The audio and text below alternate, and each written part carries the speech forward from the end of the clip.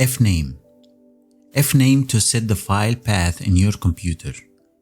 It accepts string, Python file-like object, or backend-dependent object.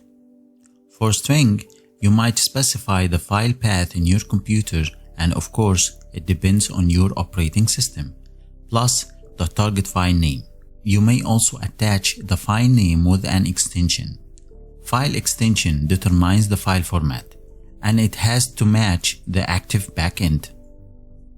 It's worth mentioning that this parameter might conflict with other parameter format, as you have two options determining the file format.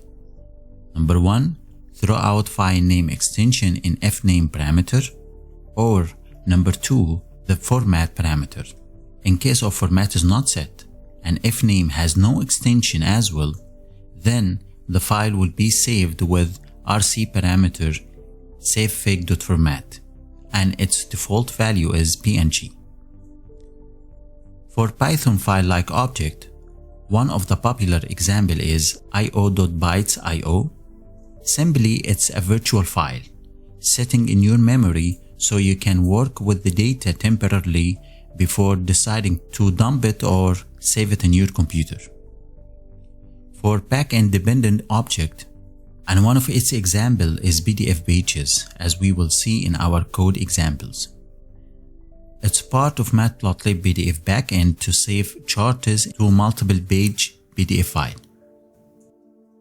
Finally, fname doesn't have defaults, so you need to set at least the file name, and it will be saved in the same folder as your code, while the file format will be determined by the rc parameter savefig.format as an extension.